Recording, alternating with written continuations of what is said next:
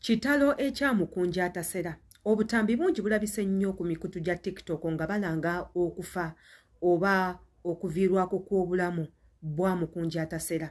Ffenna tukijjukire nti mukunja atasera ono bambi abadde mulwadde. Ebbanga eryo lyonna lye tubadde nga tetumulaba, musajja wattu abadde apookya na bulwadde obumumazeeko omubiri gwonna, obumukolokotako omubiri gwonna, asigazza mabwa, mukovu si yooli gwali omanya kukubira omuziki. Yenze Sheila Adita atanaba kubongo subscribinga ku YouTube channel yange, subscribinga kwata ku notification bell nga buli video yonna gye ntekayo ekutukako bulungi, teweerabira ku commentinga tumanye engeri gy'olowoozamu eri obutambi bw'enkola. Ayagala okunkubirako nsanga ku Instagram nga weeyambisa link ebeera waawo mu comment box, infollowinga ku Facebook ate era ne ku TikTok mbeerayo bulungi nnyo. Njagala imbatwaleko mu butambi obumu obubadde bukolebwa ku mikutu gyaffe egya TikTok nga bulanga okufa kw'omugenzi omukunja atasera. Tumale ate era tukomewo. Omukunja atasera afudde. Mawulire ga nnaku. Amanya nze Uncle Chumi in this so very positive and welcomed. Omukunja atasera amanyikiddwa nga bba wa King Shiba afudde. Mbadde nakazuka essaawa zino ne nsanga missed call mpitirivu ku simu yange. Ku namba etali saved mu simu yange. Nengezaako nzizeyo feedback njikubeko mpulira omuntu abadde ngamba kikuba missed call zibadde nyingi. Kumbe muganda wa mukunja nambikira mukunja atasera.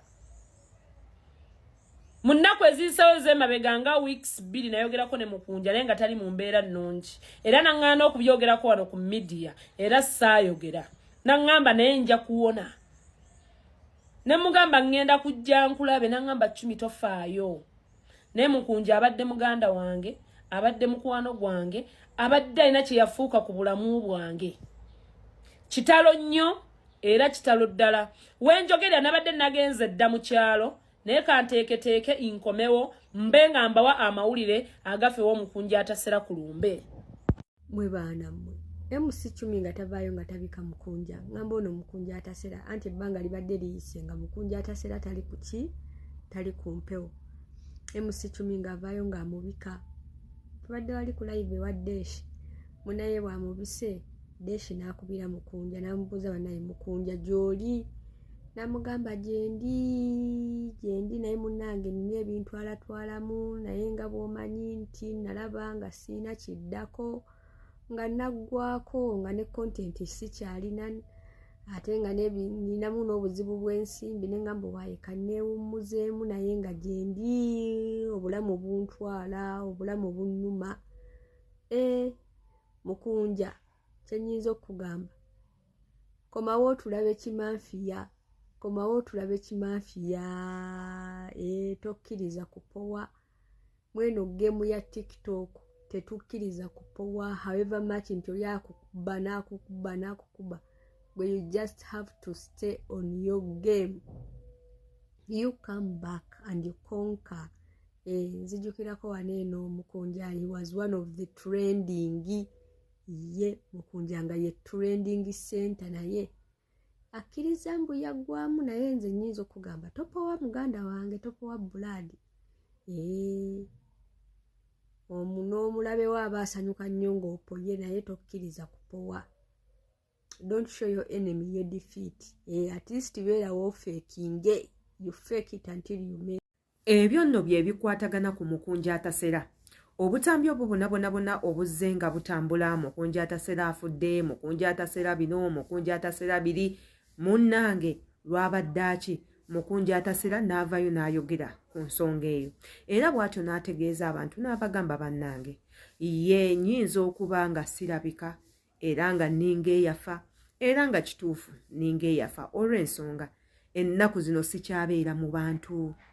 Nina ebinsumbuwa, obulamu buntwala, embeera mbi, akasente kanzigwako, siyina mirimu n'ebirala nga w'obimanyi. Bw'atyo omusajja atu n'asalawo yeekuumire mu kifo eki, n'asalawo ave mu mawulire, ave ku mitimbagano, yeegobeko emikwano, abeereko yekka, alowooze alabe ki ekiddako mu bulamu. Nze mutima ndowooza mulimu n'eddogo. abantu abasinga bagenda kumbuuza lwaki Adita olowoleza nnyo mu bintu by'eddogo, Eva gobera mu bintu by'eddogo, oyogera nnyo ku bintu by'eddogo. Yes, in this life that we're living in, everything is possible. In this life that we are living in, everything is possible. Ekirungi n'ekibi, all are possible, all in one. Byonna bisoboka.